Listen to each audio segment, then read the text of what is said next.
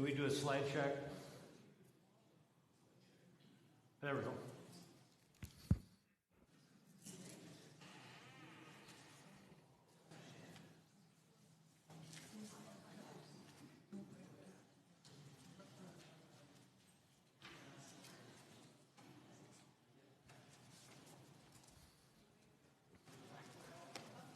Okay, welcome. Good morning. Happy Sabbath to everybody. Glad that you are here. This is going to fill up within the next hour and a half. This will be completely full. So save your seats if you got to take a break. But we're going to get started because we have many people watching online via Zoom and YouTube. And so here we go. As promised, the topic this morning between 9:30 and 10:45 is natural and simple remedies for optimizing cognitive function. And then the subcategory here is restoring hippocampal neurogenesis. Now, as we began to discuss this last night, it's all about optimizing the health and the healing potential that is within the hippocampi of the brain. These are two very small regions, one in each hemisphere of the brain, that is responsible for converting short-term memory into memories that we hold on to, so that we don't forget something that was discussed 20 minutes ago or yesterday or last week, especially if it's something that's relatively important for our function, right? So we're going to be learning throughout today. It's going to be packed full of information and stories and case studies and research studies that help us appreciate the potential to literally restore hippocampal function. In other words, it's not just a question of stopping the degeneration that is occurring in the brain. That can happen for many decades, even before we have any symptom of cognitive decline. So in other words, what we do now can actually begin to cover up for challenges we've had in the past.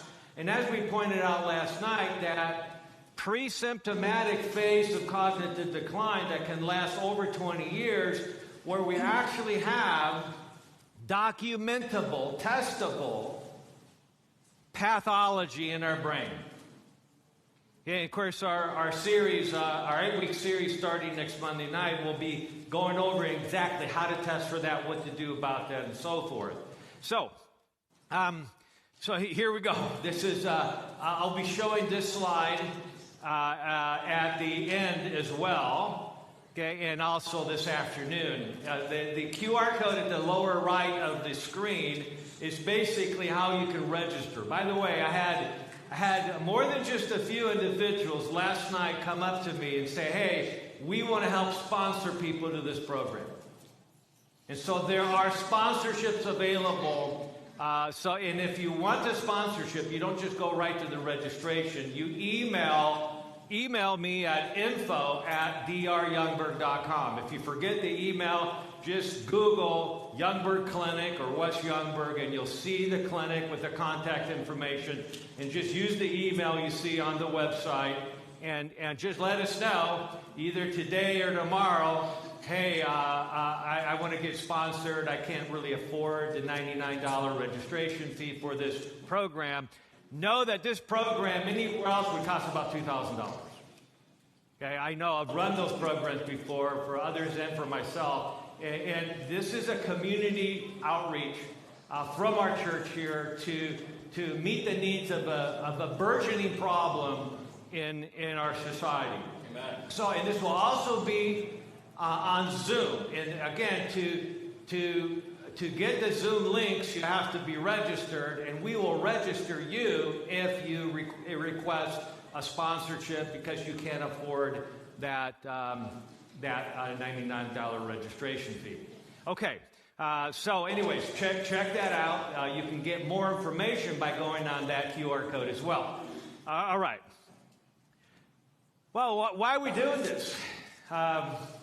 One of my favorite verses in the Bible is from the the disciple that Jesus loved, John. You know, we are all encouraged to get along with everybody, to love everybody. But there's certain people that we are really attracted to, we gravitate to, that somehow there's that special connection where there is literally a restorative healing influence by being around that person. And for Jesus, his disciple John was one of those people. So that's why Jesus referred to John as the disciple that Jesus loved. And John, many, many years later, after Jesus' death on the cross, he wrote in 3 John verse 2, "Beloved," talking to you and I wish above all things that you would prosper and be in good health, even as your soul prospers. As I contemplated this Bible text, it's really encouraging, isn't it? Yes. Man, a big part of healing is finding things that bring peace and encouragement to your soul, right? We all know that intuitively, even if we don't necessarily appreciate it intellectually. Intuitively, we know that there's something healing about being around people and considering concepts and principles that bring peace to mind and soul. So, as I contemplated on this some months ago, I thought of this phrase. And I believe it's unique to me. Who knows? You know, nowadays I might have just dreamt it up because I heard it somewhere else. But at any rate, as I contemplated this, I thought to myself, soul is the integration of body, mind, and spirit, and represents the whole of being human. See, when we're talking about optimizing brain health, in order to do that effectively, we must first address all the things that impact the health of body. And as we address all those things and fix as many of those things as possible, each of those has a powerful influence on the mind, on our spirit, and therefore on literally changing the pathology that is within the brain. Not only slowing down or stopping pathology, but actually reversing and healing that pathology.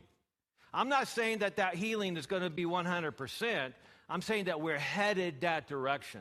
And I see that in many, in fact, most of my patients, I see healing taking place, where we're headed the right direction, which means in order to be healing, that means that you've already slowed down the condition and you've already stopped it. It's kind of like you're driving fast and you see an accident ahead, that you don't put it in reverse right away.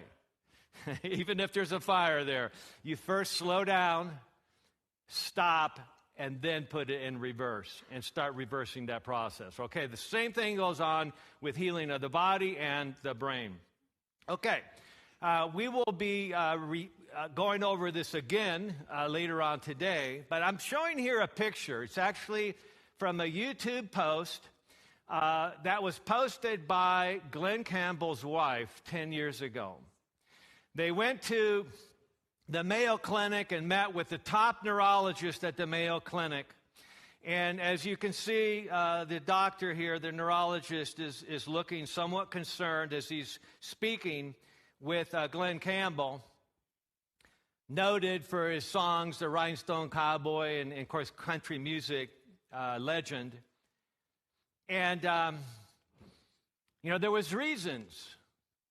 There were very, very key, even obvious reasons why Glenn Campbell went through the dramatic dementia that he did. And we'll touch on that later. Okay, but, you can't help but like the guy, right? And if you watch the video, you can Google that or you can search for that on YouTube, and you'll see the video where he's actually talking to his neurologist. He's a very likable guy. Kind of struggling a little bit, right, with his communication because he has, He has full-blown Alzheimer's at this point, and the neurologist is doing various scans, and we'll be talking more about those scans and how to apply them and when to use them, and more importantly, simple blood tests that are essentially as good as these scans now that make things much less expensive to figure out. And here the neurologist from the Mayo Clinic takes his pen and points to the scan on the wall. And if you look carefully, you're seeing here that his pen is pointing to the left side, our left side, of the hippocampi, the left-sided hippocampus, which, as you can see, part of it is white and part of it is dark. Half of that part of the brain responsible for optimizing short-term memory and doing other things as well that we'll talk about is gone. When we use the term senility, typically it's associated in our vernacular, in our modern language, with this very process. The reality, though, is that senility isn't specific to the brain. You can have senility of any part of your body. Senility basically refers to atrophy. You can have senility of your pancreas in the specific parts of the pancreas that make insulin, and that leads to brittle forms of diabetes. Even people who are just into early pre-diabetes have already lost up to half of the function of the beta cells of the pancreas that make insulin. That's senility as well. And by the way, senility can be reversed, especially when caught early. Okay, and I'm talking senility in the broadest sense of the term, where we have atrophy to any part of the body. What do you call senility of muscles?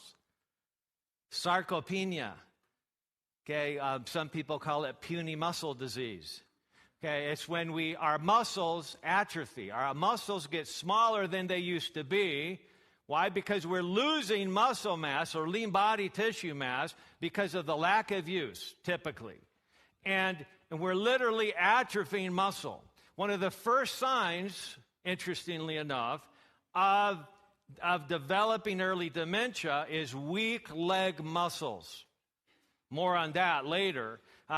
So as you can see here, and the neurologist pointed out to Glenn Campbell that what is happening, what we're seeing now on this brain scan is clearly establishing as one of the main ways doctors, especially neurologists, diagnose dementia in the form of Alzheimer's. He's telling Glenn Campbell that, and his wife, who's videotaping this conversation, he's saying, "I'm so sorry. This clearly shows that you have Alzheimer's dementia." And Glenn Campbell takes it, like I guess a good cowboy would, kind of stoically. And he kind of, shakes his head and says, "Yeah, I've been having some problems," and he kind of muffles his conversation from there out. Okay, so that's hippocampal senility or atrophy. But what about hippocampal neurogenesis, the theme of this weekend in the 8-week series? So the key is promote all natural strategies to promote production of new memory neurons. Yes, you will see here shortly that you have the potential to make up to 1,000 new memory neurons every day. The problem is that most of us that are on the path of cognitive decline are not only, we're making some new memory neurons, but we're losing 700 in the process, so we're going downhill, not back uphill. We should always be growing this area of the brain. And unfortunately, that is almost consistently atrophying over time. But it doesn't have to happen, and it can be stopped, and it can be reversed to a large part. Dr. Bredesen points out that many times he's seen with his patients. He's a neurologist of 40 years, a research neurologist, and practiced clinically for many years. he says that he's had patients with a brain MRI done at the beginning of a comprehensive therapeutic program like we're going to be getting into in our Monday evening series. And they might be at 15th percentile in hippocampal volumetrics. Now, that might sound complicated, but essentially, the scan is measuring, as you can see, the size, the volume, the amount of space that is still present with memory cells in that part of the brain. And it's measuring how much of that is gone. And so in just less than a year, he's had patients go from being 15th percentile, meaning that 85% of people their age and gender have more memory cells in their hippocampi than they do. That's 15th percentile. And in less than 1 year, that same person who has now started to apply every single strategy that they have learned from their blood tests and their scans and their genetics and etc. Again, all kinds of things that are available to us, as they apply that to their lifestyle and address their environmental issues, in less than a year, now they're at 85th percentile. That means that now they have grown so much hippocampal memory neurons, new ones, over 1,000 a day, and they've been growing, that now their memory center of their brain is larger than 85% of the public their age and gender. Okay, so that should give us cause for pause. Like, whoa, wait a minute, this is not as hopeless as I once was led to believe. I had, about 8 years ago, I trained with Dr. Bredesen in Novato, California, just north of San Francisco, at his brain and healthy aging center. And there was a whole bunch of us training with him. And some years later, one of my classmates from that, who is a geriatrician at the University of San Francisco Medical Center, he called me up and he says, "Wes, man, I wish I could be doing what you're doing." I go like, "What are you talking about? You know, you had the same training I did, if not more. I mean, you're a geriatrician. You focus on helping people as they age, right?" And he says, "Yeah, I know, but because of the institutionalism where I work, I really can't do what I was trained to do. I can't do what you're doing." And that made me so sad to hear that. And he said, "You know, I want to tell you something. I tell you something that I teach my residents that are going into geriatric medicine to say. It says, when you diagnose," and this is something that he was taught to say as well, it says, when you diagnose somebody with dementia, and of course Alzheimer's represents roughly 80% of all new cases of dementia, make sure that you say to them, because emotion matters, right? Emotion matters. In fact, people with Alzheimer's respond to emotion better than almost anything else. They'll remember an emotional event, because that's how the hippocampi work. They're more likely to hold on to that memory synapse because there's emotion attached to it. You say to them, and if you can, put your arm on their shoulder or hold their hand and say, "I'm so sorry." Those 3 words, "I'm so sorry." And of course, he was telling me this because he understood where I was coming from. You know, so what about we can help? What about let's address this? What about, we can work on this together? And about 10 years ago, when I first became aware that there was many things we could do, I was reading Dr. Bredesen's 2014 amazing report, or research report that he had published in the Journal of Alzheimer's and Parkinsonism. And it was titled Novel Mechanisms Restoring Cognitive Function in 10 Individuals. And as I read through that paper, Dr. Bredesen outlined and pointed out specifically how they went about helping these 10 individuals, these 10 case studies that were published. Every one of them either with mild cognitive impairment. And remember from last night, there's nothing mild about mild cognitive impairment. Not any more mild than having a mild heart attack or having mild metastatic cancer. It's not mild. It's the third stage of cognitive decline, the last stage before full-blown dementia. So there's nothing mild about it, and we have to maybe change that term somehow. So the bottom line here is that we need to learn how to regain. And so this doctor, this geriatrician, okay, was encouraging me in what I did and helping me realize that and many people who work within corporate medicine are actually stymied by official policy to address many of the things that we're talking about. It's sad, but most of medicine has gone corporate. Very, very few independent doctors out there. And that is a new thing, though. Many doctors, I recently did a 2-hour in-service for 34 family medicine residents at Loma Linda University, right here in Murrieta, at the Loma Linda University Hospital here in this area. And they gave me 2 hours to discuss this issue regarding addressing Alzheimer's risk. And they were excited. They came up to me afterwards and said, yeah, I'm not going into corporate medicine. I'm going to start practicing individually. Okay, and so that way I have nobody telling me what I can and can't do. So there are things that are changing in that regard. So once again, the Karolinska Institute, the institute that comes out with the Nobel Prize for Medicine every year, a very elite medical institute. They pointed out in research that they say we produce an average of 700 new hippocampal neurons daily, even as we age.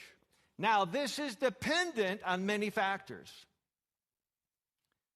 This is not something that automatically happens. That's depending on the many choices we make. Okay, and we'll get into that as we move forward. So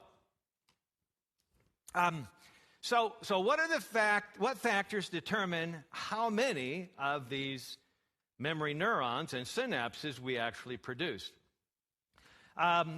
It's interesting that we've known for decades that depression and anxiety has an impact on dementia. It actually, when you think about it, it's actually pretty obvious. Depression is depression of the brain. Anxiety is anxiety in the brain. Okay, and there's stress in the brain. And so, obviously, it's not the only thing, not the only factor involved, but it's one of the things we need to consider. If we're prone to headaches, if we're prone to neurologic conditions, if we're prone to depression and or anxiety, we need to really consider, because depression is associated with a minimum of a doubling risk of Alzheimer's.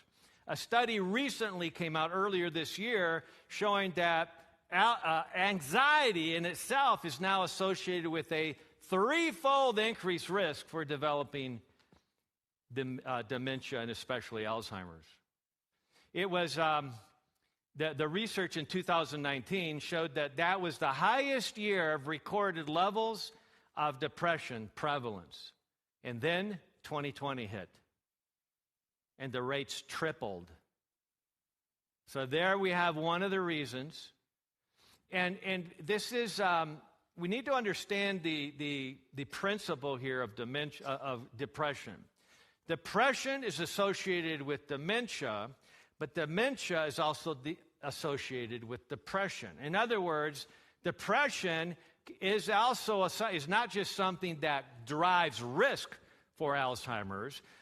Depression is something that is being caused by something that also causes Alzheimer's.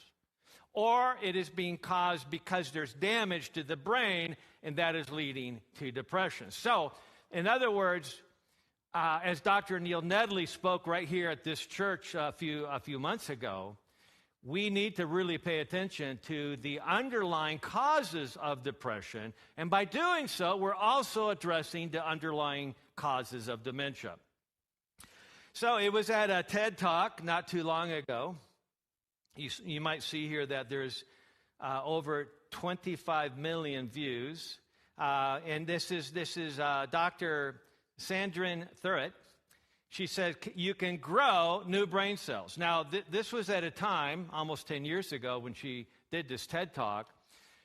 This was at a time when most of her colleagues, physicians and researchers, believed that you could not, once you lose your brain cell, it's over.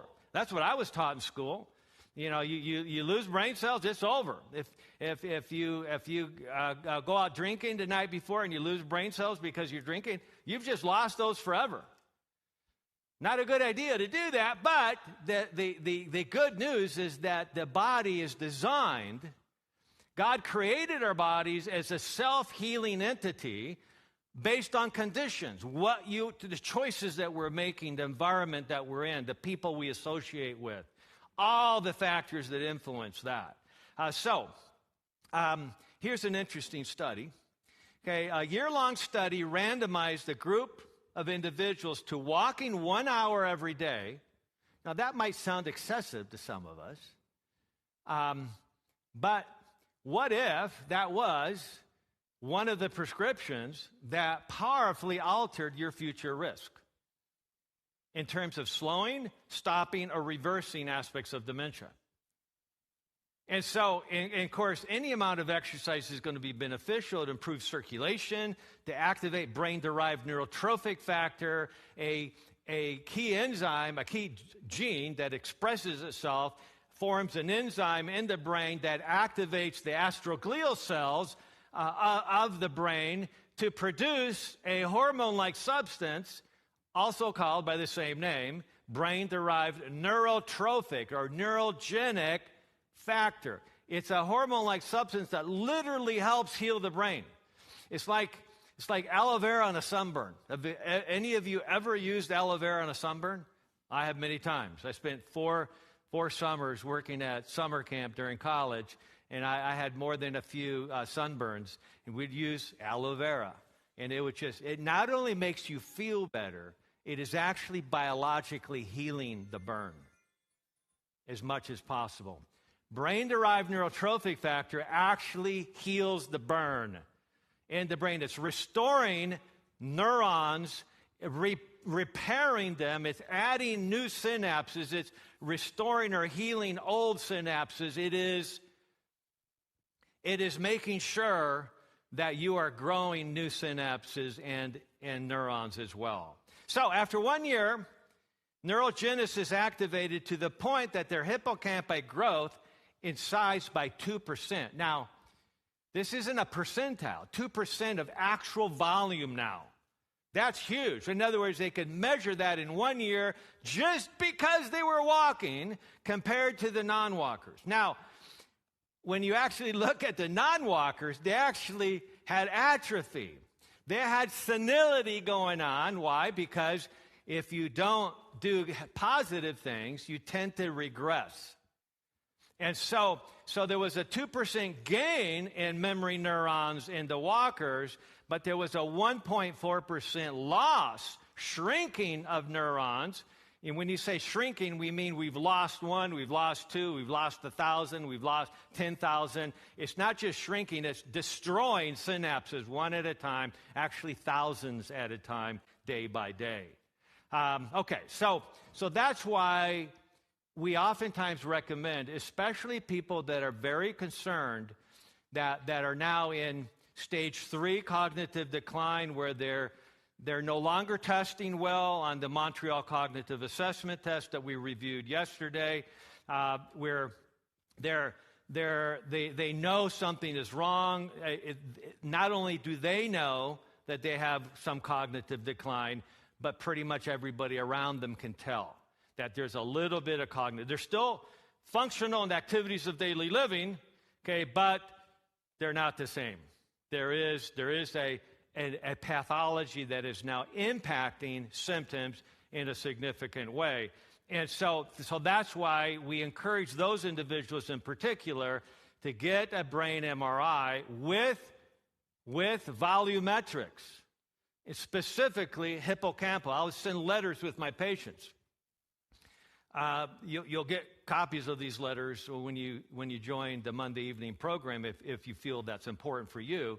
And it's basically recommending to their primary care physician or neurologist to make sure that they have a baseline brain MRI with volumetrics, especially hippocampal volume. In other words, it's just a computer program run by Neurocode or NeuroQuant software that the imaging center looks at the MRI of the brain and quickly assesses the size of the hippocampi of currently available neurons versus what it should be compared to the average person, your age, and your gender. So, all right. Now, the first recommendation here, okay, that we want to talk about is make sure you're getting some exercise.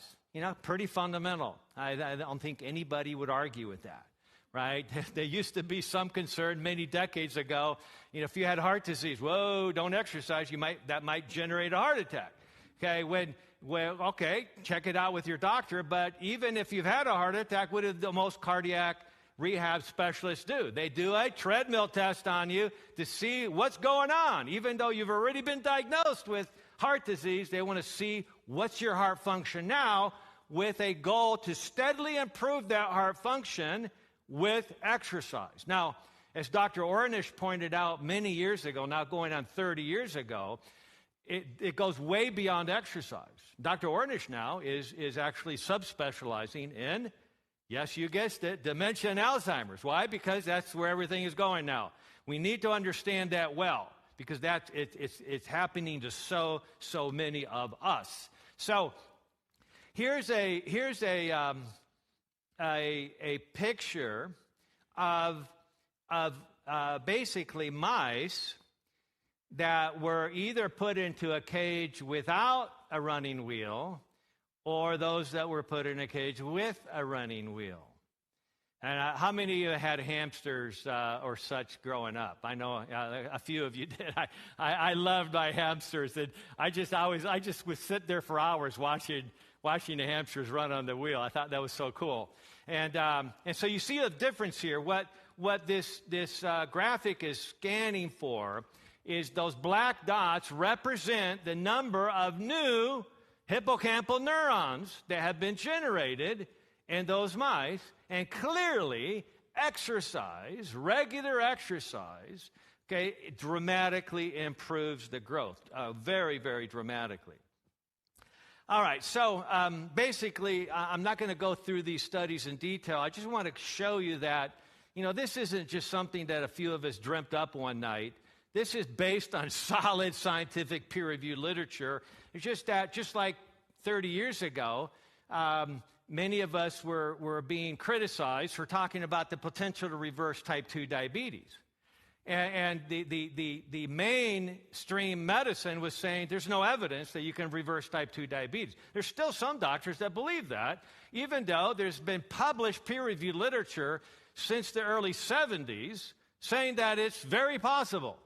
In fact, possible most of the time. It's just that unless we're addressing the cause, we're never going to resolve the problem, right? So we got to address the cause. And, of course, there's a huge similarity between type 2 diabetes and Alzheimer's disease. In fact, the pathology is very, very similar. The pathology of Alzheimer's specifically is the accumulation of amyloid beta, or we refer to as beta amyloid, deposits in the brain that cause neural degeneration. Well, the same thing happens in type 2 diabetes, but it happens in the pancreas, in the little islands of Langerhans, where the beta cells that make insulin are producing amyloid. You know why they produce amyloid? Because they're trying to address a toxin or an infection. The problem is that the very thing that could act as an antimicrobial peptide actually starts to accumulate and destroys the very cell that made it to protect them. Sounds pretty dysfunctional, right? So that's why we got to understand this. That's the same thing happens in the brain. The brain actually produces beta amyloid for a reason, to help prevent a deadly form of inflammation or resolve an infection that otherwise would kill us. So that's why we need to look at other ways to lower inflammation, other ways to address these type of infections, so that the brain doesn't, or the pancreas don't accumulate this amyloid that destroys it and leads to chronic disease. So bottom line is that studies have shown over and over again that human hippocampal neurogenesis, the growth of new memory neurons, persists in aged adults and even in those of us with Alzheimer's. We just want to make sure we're optimizing that. That's what this is all about. Another study, new hippocampal neurons continue to form in older adults, including those with mild cognitive impairment and Alzheimer's. Now, Dr. Bredesen coined the term a roof with 36 holes, an analogy referring to the problem of most, if not all, up until recently, Alzheimer's-based research, which was monotherapeutic. In other words, we're going to see if we use this drug here that impacts this specific mechanism, to see if that's going to help control or slow or stop or reverse Alzheimer's. It's never worked. Monotherapeutic, in other words, doing one thing, looking for that one magic pill, is never going to work. And many people who've actually thought about this for any amount of time would actually quickly come to that conclusion. So that's why we have to consider, and Dr. Bredesen points out, here's a warehouse, an old warehouse, and he refers, let's say there's 36 holes in the roof of this warehouse. Can this become a functional warehouse by just fixing the biggest hole? No, of course not. Can it be functional by fixing the 10 biggest holes? No. You have to fix as many of them as you can see. And that's what we have available to us now in clinical lifestyle medicine and functional medicine. We have the potential to evaluate broadly enough where we find enough of these underlying risk factors that are driving this tendency, genetic or other or environmental, in our body, and we can actually begin to slow, stop, and reverse aspects of that condition.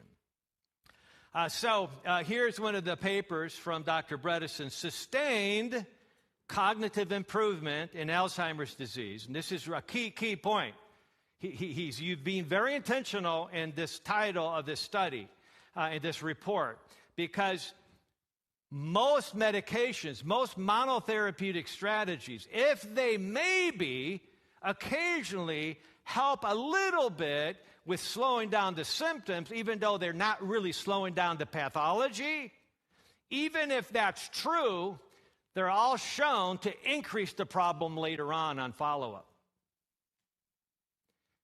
We have to be, in our modern medical public health society, we have made horrible mistakes thinking that a short-term gain is also a long-term gain.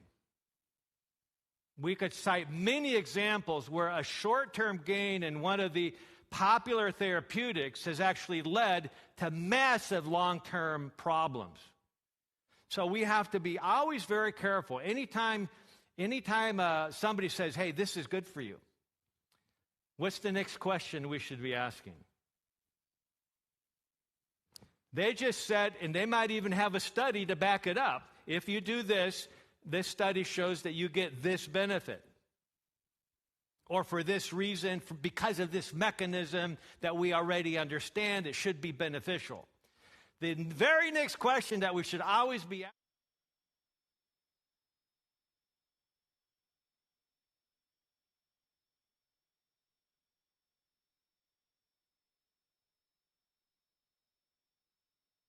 short-term versus mid-term versus long-term impact.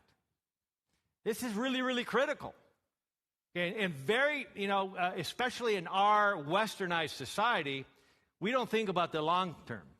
You hear all the time that in Asia, they think 30, 40 years ahead in business model, right? It's okay to lose money for 10 years as long as you're headed towards an eventual improvement, right? They have a 30, 40-year business plan. In the U.S., we got a 3-month business plan. I talk to people in industry all the time because I have many patients, and they say, they even on all healthcare companies, the goal is to buy it and flip it in less than a year or maybe 2 years at the most. They don't care about the long-term impact. They might even know that what they're doing is actually bad for the long-term effect in the health industry. But all they care about is, are they going to make money with the policies that they institute over the short run? Because they're going to flip it and it's out of their hands. That's why our economy tanked in 2008, because of that perspective in banking. So, all right. So, bottom line here is, I'm going to just read this really quick. This is really powerful. This is Dr. Bredesen writing the abstract for this study. Arguably the most important parameter in treating cognitive decline associated with Alzheimer's disease is the length of time in which improvement, if achieved at all, is sustained. However, monotherapy such as donepezil and memantine, right, the two main medications that are given, and most thoughtful doctors who prescribe that say, by the way, this is not going to help in the long run. It just may help a little bit in the short run with symptomatic management, but we all know that it actually doesn't change the pathology. That's what they should be saying. That's what informed consent should be saying. That's what is well known from the medical literature. But here's the rest of the story, and it's much more important than that. These medicines are associated with a more rapid decline than no treatment in patients over multi-year follow-ups. You're trading off the possibility of short-term mild slowdown in symptoms with a significant deterioration long-term after a couple years. That's a deal breaker in my mind, right? Furthermore, anti-amyloid antibody treatment, okay, which makes sense, right? If amyloid is what Alzheimer's is, then let's try to get rid of it. There was a study over 10 years ago in Europe where they developed a vaccine that basically stimulated anti-amyloid antibodies. And the researchers were excited because it was working. It was really working. The amyloid was being degraded and removed from the brain. And you know what happened next? They stopped the study. And most people have never even heard about that study because they stopped the study. And researchers and the organizations, the pharmaceutical companies that make these vaccines or these drugs, they don't have to publish stuff if it turns out it's not in their favor. It's their own research. And so they stopped the study because people were getting encephalitis. They were getting meningitis. They were basically getting brain infections because that's what amyloid, that's why the brain produces beta amyloid. It's the most powerful antimicrobial peptide in the brain. In other words, it's the most powerful antibacterial, antiviral that the brain can produce. So if you need it, you better be able to produce it. Okay, and the goal is to get to the point where you don't need it anymore, so you don't have this excess accumulation. Going forward. So with this antibody treatment, which at best simply slows decline, is associated with what? Accelerated cerebral atrophy, brain senility, resulting in earlier dementia, associated brain volumes. In other words, the MRI shows that the hippocampal is getting smaller, it's shrinking. For those treated at the mild cognitive impairment stage, than untreated patients. So here are people that don't even have dementia. They just have mild cognitive decline, and they should be looking at the actual cause of the problem, but instead they use this anti-amyloid antibody treatment, and that now they're far worse off 2 years later than they were before. We should know more about this. So in contrast, a precision medicine approach, and that's really what we're driving at this weekend and in the 8-week series, is what is a more precise, personalized medical approach that figures out what is actually going on in your body and your brain, specifically in treating that. So, in which multiple potential drivers of cognitive decline are identified for each patient and then targeted with a personalized protocol, has led to documented improvements in patients with cognitive decline, but long-term follow-ups, that is greater than 5 years, has not been reported previously. Therefore, here we report sustained cognitive improvements, in some cases over a decade, in patients treated with this precision medicine protocol, something that has not been reported in patients treated with anticholinesterase, glutamate receptor inhibitory, or anti-amyloid, or other therapeutic methods. Okay, so that's really what we're all about. What are the things that careful research is showing can help us prevent the pre-symptomatic, which is happening to potentially most of us in this room, potentially myself as well. Okay, and we can actually measure that now with blood tests. Those of us that have stage 2, which is the subjective cognitive decline we talked about last night, where we're starting to have, we recognize we're not as sharp as we used to be, but nobody else is really noticing that so much. We still test very well. We still have great function and so forth. And then stage 3, mild cognitive decline, where other people can tell that we're not what we used to be, but we're still functional. We're still independent. And then stage 4, of course. Okay, so precision medicine approaches. One of the latest studies that's been published on this showed that when people followed a multi-network approach, where they did many, many things. They fixed many underlying risk factors that were discovered through testing and genetics, etc., that 4% had no change at all. 12% actually registered a decline. Here's the good news. 84% of them, in basically just over a year's time, showed reversal. Now, when we're talking about showing reversal, we're not talking about somebody going from advanced stage 4, which is advanced Alzheimer's, the 4 big categories of cognitive decline, to not even having pre-symptomatic pathology in their brain. Now, we're not talking about that type of reversal, okay? That would be great if we can accomplish that. We don't know if that's possible yet, okay? But the point is that we're showing improvements, as we've been pointing out, and we'll show you examples of that throughout this weekend. And they actually improved in almost every area of function, on the Montreal Cognitive Assessment testing, on the risk factor identification scores, blood tests, and so forth. Almost everything was improving. Now, not everybody's able to improve every area. The key is we do the best we can, and we fine-tune as we go. Okay, so here we get into, and we got half hour yet. That's good. Okay, so we are going till 10:45.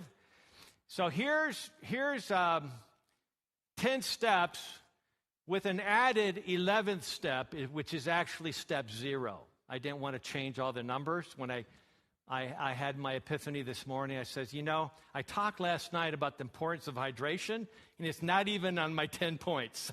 And so I said, I got to add this in here. So basically, let's just summarize these 11 points now, and then we'll go through them, and we'll finish them up this afternoon, whatever we don't get done today. We won't get done this morning. There's a lot to this. So number 1, hydrate. You got to drink water. We'll more on that in a second. Understanding cause and effect. If you or I don't understand what's causing the problems, which we'll be touching on at the 11 o'clock program in a little bit, we're not going to be successful. Or even if we understand it intellectually, we're not going to be motivated. We got to recognize cause and effect by testing broadly for risk factors and in optimizing, especially blood sugar and insulin disorders. Now, probably shouldn't even put that there because that's just one. I put that there because that is the most common driver in our society of cognitive decline. That's one of the reasons I became so attracted to treating people with cognitive decline. When I read in 2014 in Dr. Bredesen's study that he basically said it. He says the main driver is insulin resistance. The Alzheimer's is being referred to now for 30 years by Dr. Suzanne de Lamont from Brown University, a neuropathologist, as insulin resistance of the brain, or type 3 diabetes. More on that later. So we'll be getting into all the nitty-gritty of that in our 8-week series. Now, we want to take advantage also of readily available educational sources. There's a lot of good educational sources out there. Not everybody has to do the 8-week series. I'm just making that available to make sure you have access to everything that could potentially benefit you. Personalized medicine versus genetic testing. We talked about genetics last night already, so I won't talk too much about that today. Testing and optimizing vitamin D. I did jump on my vitamin D soapbox a little bit last night, and a little bit more on that today as well. And then 3 types of exercises. We'll touch on that. Test and optimize omega-3 fats. If you don't have enough DHA or omega-3 or EPA omega-3, you are preventing significant potential brain healing. Significant. It's a game changer. I was thinking about, I woke up at 3 this morning. I didn't get up. But my brain's just went instant thought mode. And I'm thinking, what are some good analogies to describe the importance of having a multi-therapeutic protocol? And here's one analogy that just came to my mind for the first time at 3 in the morning.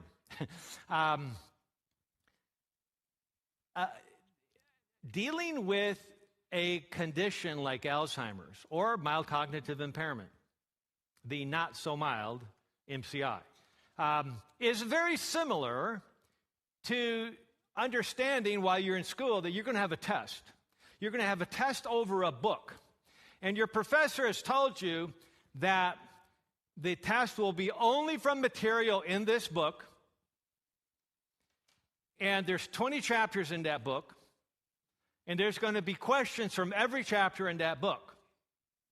And that on average, there's going to be about 5% of the questions from each chapter. Okay, but in some cases, it's going to be less. In some cases, quite a bit more. It's all going to end up at 100%, right? Okay, but so you don't know which chapters are going to be tested more than the other chapters. But now coming back to the question of treating cognitive decline, I've heard many times patients say to me, says, whoa, you're kind of overwhelming me here. Just give me 1, 2, maybe 3 things to do. That's all I can handle right now. And I get it, because people with cognitive decline have a hard time getting overwhelmed easily, right? That's part of the problem. And so there is a natural tendency to retreat into oh, no, I can't do this. There's too much going on. And rather than moving forward and doing the best you can, you just say, like, too much to do.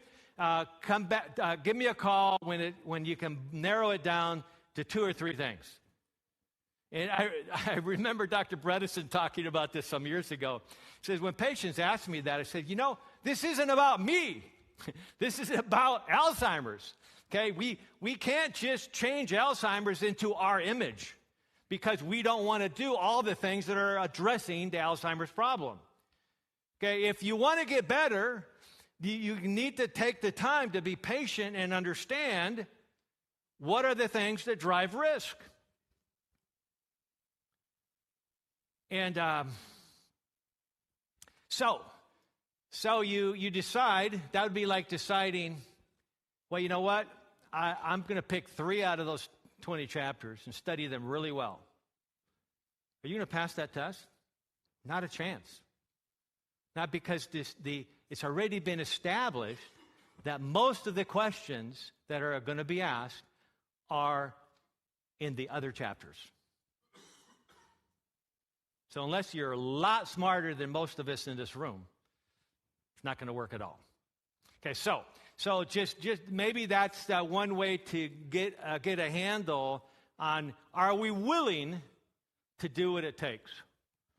And once we are willing to do what it takes, it's actually not that hard, because there's fundamentals, and then we call natural and simple remedies that are involved in this process, and you just do the best you can and keep adding one strategy upon another. And then we look at optimizing sleep, quality, timing, and duration. More on that later on this afternoon. Optimizing diet, foods that heal, foods that kill. This notion that all things in moderation is a big lie. That doesn't work. Okay, because that basically puts us in this, even if we're doing all things in moderation, we're actually degenerating faster than we're healing. So, what are the foods that heal? We concentrate on those. What are the foods that kill hippocampal neurons? I have some stories for you this afternoon on that you'll, personal stories and case studies that you'll be fascinated by, actually. And then after optimizing diet, be wise about alcohol. I used to teach a wellness class for a university. And this was a class that was mandated by the university. Everybody that attended the university had to take it. And so one of my patients was a professor of anthropology at the university. And he said, hey, Wes, man, it'd be great if you could just teach one class, maybe a couple classes a year. And of course, I love teaching. I used to teach at Loma Linda University full time. But I like clinical better. But as you can tell, I like teaching as well. So he talked me into applying. He actually set it all up, and I got connected with the professor of the department that handled all the health programming and lectures. And so I started teaching the class. You know what I decided to do? I did exactly what I just told you about testing. I tested based on reading the book. How many books did you buy in college that you never opened? You don't have to raise your hand with me, but I know I had many of those books. I never opened them. Why? Because I didn't need to in order to get a good grade. Isn't it horrible that many of us went through college, as long as we got an A, we were okay with it, even though we didn't really learn anything or any significant thing in that class, or we didn't rise to our potential. And so, in that class, I graded on 1% of the final grade was attached to every chapter in the book. 1%. In other words, and it was on an honor system. Okay, but I could tell by lecturing who'd read the book and who hadn't. Right? And so they knew that if they wanted to get a good grade, they just need to read the chapter before I lectured on it. But the reason I'm telling you this is that the main thing that I did with this group is that I taught them how to debate. Because that is the ability, the art of the debate is a lost ability in most people, even after they graduate from school and even graduate school. Because they just simply accept everything they hear, but they've never actually thought about the contrarian side.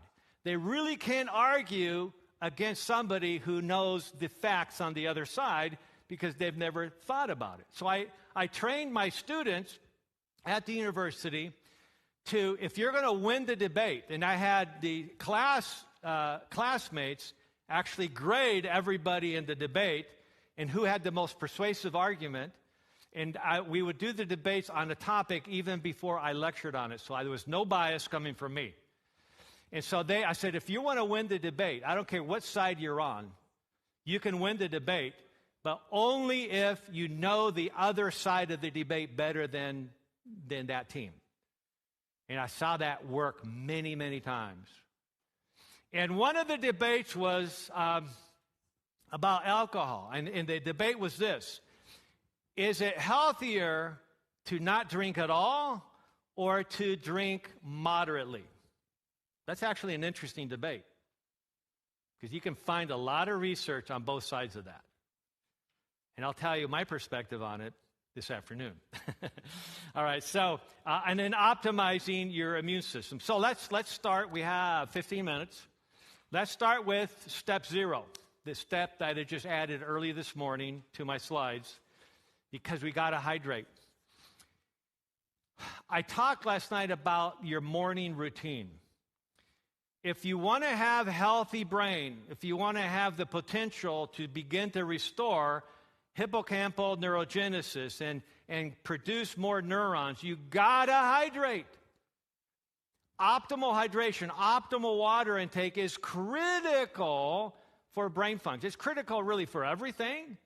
And it kind of goes without saying, but that's the problem. We don't say it enough. I don't say it enough. I mentioned last night that just on Thursday, I had a patient who I've been working with for over a year, and she's still struggling.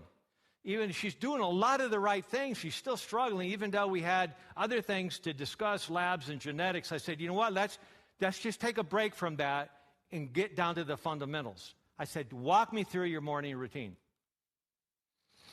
And one of her problems was, she said, I feel a little bit dizzy in the morning. So we talked about that, and there's more to address there later. But when people feel a little dizzy, they're getting a little bit, oftentimes, or lightheaded. They're getting what's called hypotension, orthostatic. So from sitting or laying down, when you stand up too quickly, or even just stand up, if your body doesn't quickly adapt to the blood pressure properly, the blood starts to drain from your brain, and you're getting a little lightheaded because your neurons are not being bathed in blood like they were when you were laying down. So I explained to her, I said, well, what else do you do? Well, the first thing I do is go use the restroom. Good, okay, that's what we should do. The stress of not using the restroom when you're prompted to do that is actually not good for us for a lot of reasons. So get up and use the restroom. But get up slowly, and there's a whole process to that if you tend to be lightheaded. And then say, well, what's the next thing you do? Well, I eventually get downstairs, and at first I lay back in bed and talk with my husband a little bit, talk about the day. Good. And then go downstairs and make breakfast. And I said, you're missing something. Do you know what it is? Well, we're on the topic, so I think you know what it is. Okay? She wasn't hydrating. She was, most of the time, it was a whole hour before she actually drank water, and it was right before her breakfast, which is not the best time to do it. Now, if you haven't had any water all morning, and now you're eating breakfast, that is not the time to say, I shouldn't be drinking water with my meals. You're dehydrated. There's no choice. Well, it would be a poor choice not to drink water even with your meal, because you need water, right? That meal's not going to be adequate, and your brain is dehydrated, your cardiovascular system is dehydrated, you're at much higher risk of a stroke or a heart attack and higher blood sugars because you're dehydrated. So I said, what you want to add to your morning routine is, soon as you use the restroom, go to your kitchen. For me, I go downstairs, I put filtered water on the stove, heat it up so that it's nice and warm hot. Not hot, but warm hot. I can still drink it, but it's nice and warm. And then I squeeze some organic lemons into it. I have a friend that I play basketball with, has an organic lemon tree, and he's got hundreds and hundreds of lemons. So I said, bring me a bag every time we play, right? So he brings me bags of it, and so I'm able to use those lemons.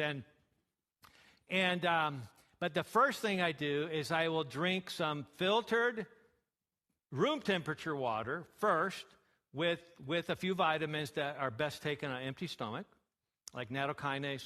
I told you I have the factor V Leiden mutation. So I take nattokinase, I take bromelain, I take N-acetylcysteine, a little bit of vitamin C, and that helps minimize my risk of a blood clot, which I'm at very high risk of, and I'm not worried about it anymore because I have a plan. I'm following my plan. And so drink that water. So I try to get at least 20 ounces, if not 24 ounces, of water first thing in the morning. That doesn't mean that you need that much water. But let me tell you this, as it shows you on the screen, by morning, the average adult has lost about 30 ounces of water through our sweat, our light perspiration. Through the lights are so warm here. I'm actually kind of sweating myself right now. So I'm going to need a drink of water before the next talk. So it's reminding me. Then the kidneys, release of toxins and holding it in the bladder. So as we urinate, we're losing a lot of water that way. Our breathing, all night long, we're losing water through our breath. So we gotta resupply. I think of myself as a one-hump camel that needs to replenish that hump every 2 to 3 hours. So here's my little mantra: 2-2-1-2-1. Can you remember that? That's the ideal kind of fundamental strategy that most of us would benefit from in rehydrating our body. 2 cups, that's at least 16 ounces of water, first thing in the morning. Within 5 minutes of getting up, you got to have water. You got to rehydrate. It's going to help control your blood pressure. It's going to help do a lot of things. It's going to decrease the stress in your body. It's going to help you think more clearly. A lot of things happen. And then about 90 minutes to 2 hours after breakfast, drink another 16 ounces, 2 cups of water. And then ideally, about 1 cup of water about 30 minutes before lunch. You can sip water other times too, of course, but I'm talking about the basic times to take it. And then again, mid-afternoon, roughly 90 minutes to 2 hours after lunch, and then a little bit, half hour or more before your evening meal. So that would be the base. Now, what is the most important time? First thing in the morning. The second most important time is mid-morning. The third most important time is mid-afternoon. I have my patients literally set their alarm on their smartphone, if they have it, to make sure they get those 3 times, especially if they're having short-term memory problems. And that's important for me. I actually carry water with me everywhere I go, and I still don't think about drinking water, unless I get reminded. Because one of the things I learned about water, I used to, many years ago, 40 years ago, almost 40 years ago, run marathons. I ran the very first LA Marathon in 1986. And that was a hoot. Got to run it with a whole bunch of my friends, and we trained for 6 weeks. That's going to lead up to a story I'm going to tell you this afternoon. Not very wise of me to train for 6 weeks for running a marathon. But that was definitely felt horrible for about a week afterwards. But it was a great event nevertheless. It dramatically depressed my immune system. It destroyed my passion for anything for about a week. It just burned all my neurotransmitters out. All I wanted to do after that marathon was lay on the couch, watch TV, eat pizza, and hot tub. That's all I cared about. And that lasted for 3 or 4 days. Now, that my normal, passion for learning and wanting to learn new things all the time literally was gone for a period of 3 to 4 days and didn't fully come back for about a week. That's because I had exhausted my hippocampal ability to repair for a time. That's going to be the theme at the 11 o'clock service that we're going to be talking about. So that is the importance of hydration. We could talk a whole hour about all the ramifications of this. Make sure that you hydrate powerfully, because there's so many simple, or what we call simple natural remedies or fundamental remedies that are so simple we just don't think about them. Okay, another one is sunshine. And I just realized that's not even on the list, is it? Shame on me. That should be step 00, right? Sunshine. That's a base. If you're not spending at least 20 minutes out in sunlight every day, you're missing out on one of the most powerful healing benefits to your body, to your cardiovascular system, to your immune system, and to hippocampal neurogenesis. I've been watching Dr. Roger Schwelt's YouTube videos on MedCram. He's a professor at Loma Linda University School of Medicine and University of Riverside Medical School. And he and one of his colleagues started this YouTube program called MedCram. And MedCram is just that. It's for medical students and residents who are cramming for their national boards. And he has this uncanny way to explain everything very simply, but logically and understandably. And it's an amazing business venture that he has with that. But he has recently championed the importance of spending time outside. He literally, and we'll end with this for this morning, he has told case studies. He's a critical care physician in Redlands. And he saw patients of his that were getting worse and worse and worse. They were in the critical care unit, and they were being treated by the best medicine could buy. They were being treated with the best medications possible for various infections, and this adolescent was just getting worse and worse and worse. And finally, everything failed, and they started talking to the family about preparing for his untimely death. So I'm sorry that everything we've done, everything that we've gotten from the medical literature, everything that's part of our medical protocols has failed. Your son is 90% going to die. And so they actually went to the point of asking this young adolescent boy, is there anything we can do for you? And they were talking about medically. They're still like, what would you like to do right now? You know, you're sick. We don't think we can really help you anymore. What would you like to do? And he says, I just want to get out of this room and get outside. Well, must have been maybe a paranormal thought going on there. The Holy Spirit must have been impacting his thought process. And actually, it's just natural body intuition to get outside. You know, animals do that just fine. They love being in the sunshine. They can't wait to get in the sunshine.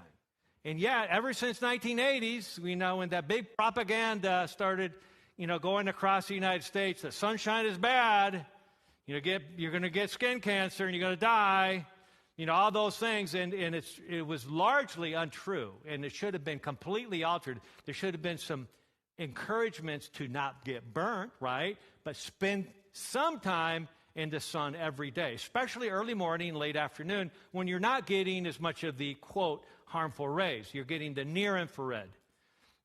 Near-infrared light is so powerful that I tell people who don't have access to daily sunshine because of where they live to get a near or red infrared box and use it for at least 20 minutes every day.